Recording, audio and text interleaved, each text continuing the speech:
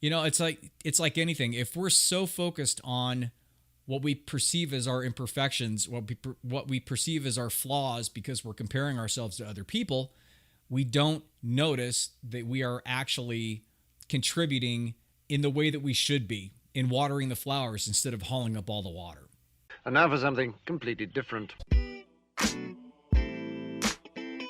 Welcome to Surrounded by idiots. Radio Podcast. From the luxurious JavaBud.com studios in beautiful Scottsdale, Arizona, southwestern United States of America, this is the Surrounded by Idiots Radio Podcast.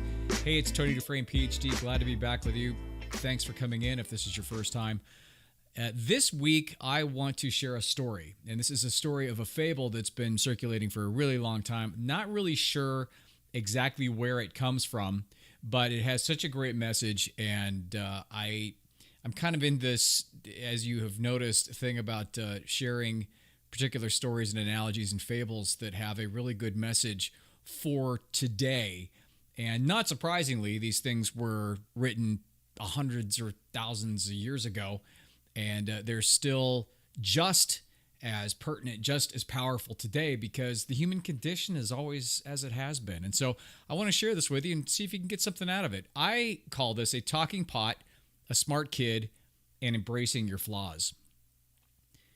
And for those of you watching on YouTube, I want to make sure that I don't miss any of the parts of this. So I'm going to be reading off to the side. So just don't, I'm not ignoring you, but this is what's happening. So a long time ago in a remote part of India, there was this girl servant, and her job was to haul water up from the stream just outside the village for her master every morning. Now, she had two large pots, and each hung on one end of a pole, which she carried around her neck. And one of the pots had a crack in it. And while the other pot was perfect and always delivered a full portion of water at the end of the long walk, the crack pot arrived only half full.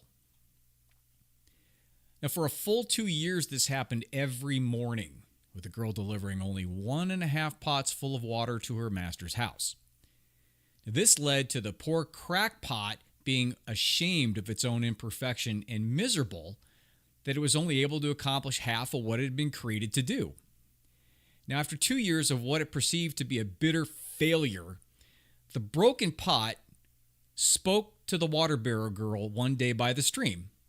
And he said, I'm sorry, I got to say something. I'm really ashamed of myself, and I want to apologize to you. And the girl turned to the pot and she goes, why? What are you ashamed of? And he goes, well, over these past 2 years, I've only been able to deliver half of my load because this crack in my side causes water to leak out all the way back to your master's house. So because of my flaws, you have to do all this work, and you don't get full value from all of your efforts. Well, the girl felt sorry for the old crackpot, and in her compassion, she said, all right, tell you what, why don't you not worry about that right now, and maybe just enjoy the beautiful scenery surrounding us on our walk back to the house. Well, the pot was still pretty upset, but he decided to take her advice, and as they went back up the hill towards the house, the crackpot took notice of the sun warming the beautiful wildflowers on that side of the path. And this cheered him up a little bit. But at the end of the trail, he still felt bad because he had leaked out half his water, as usual. And so again, as he got up to the house, he apologized to the girl for his failure. And at that moment, the girl turned to the pot and said,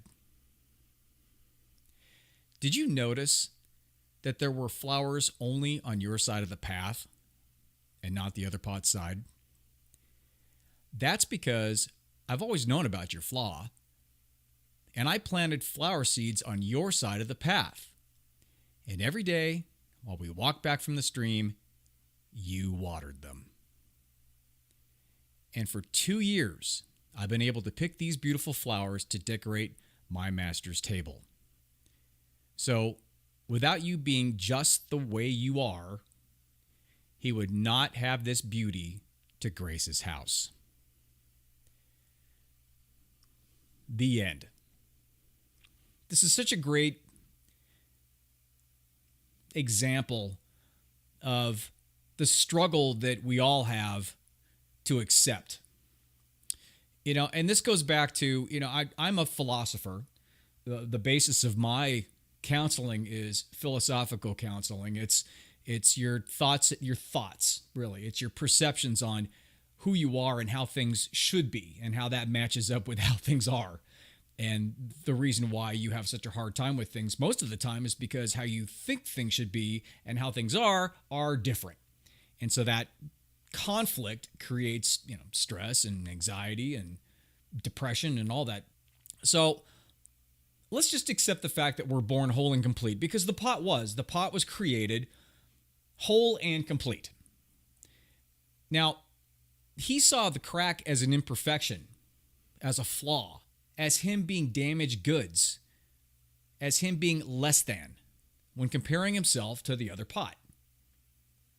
Does that sound familiar at all? Now, this led him to being ashamed because his worth was based on his perceived purpose, especially when being reminded on a daily basis by the perfect pot. We now have an entire social media campaign of perfect pots, don't we? So what did the pot do? He apologized for being his flawed true self. And of course, the girl was going to have none of that. I was trying to figure out in the process really what the girl represented. I think the girl represented the either the spirit or just the internal true self of the pot itself, in terms of saying, hey, idiot, shift your perception. Because remember, in the story, his awareness was focused on his cracks and his imperfections and his flaws. Did you pick up the fact that he never noticed the flowers on his side of the road until the girl pointed them out to him? It's like anything. If we're so focused on what we perceive as our imperfections, what we perceive as our flaws because we're comparing ourselves to other people, we don't notice that we are actually contributing in the way that we should be, in watering the flowers instead of hauling up all the water. The limiting beliefs on how you should be based on comparing yourself to others does not allow you to see your unique value. And if you don't see it, you're never going to be able to share it. And that's the whole point in what I do. It's the whole point in what other people do. Our job is to help you see that. And that doesn't mean that we don't have our own journeys to go on as well. So that brings me to the call to action today for you. Take a few minutes after this, and I'm making the show pretty short for this reason. Just take a few minutes and kind of look at yourself and look at what are your cracks? Ask yourself that question. What are your cracks? What are the things that you feel as though are flaws or imperfections or things that just don't match what you think they should be? And then ask yourself this. In what way, maybe, could they be providing value without you even noticing?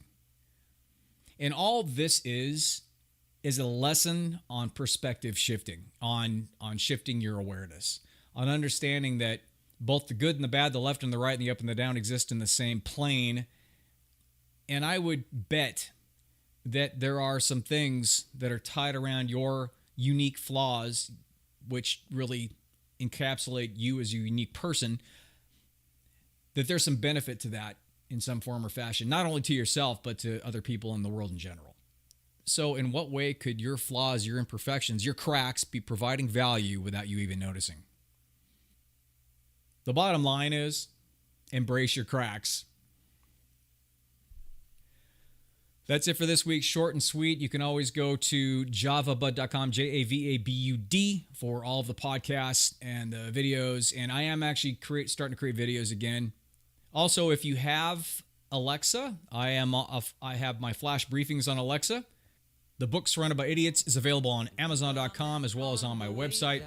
If you have any comments, questions, or concerns, give me a shout out at Tony@javabud.com. Tony, Tony, at JAVABUD.com. Hope things are great, and I will talk to you next week.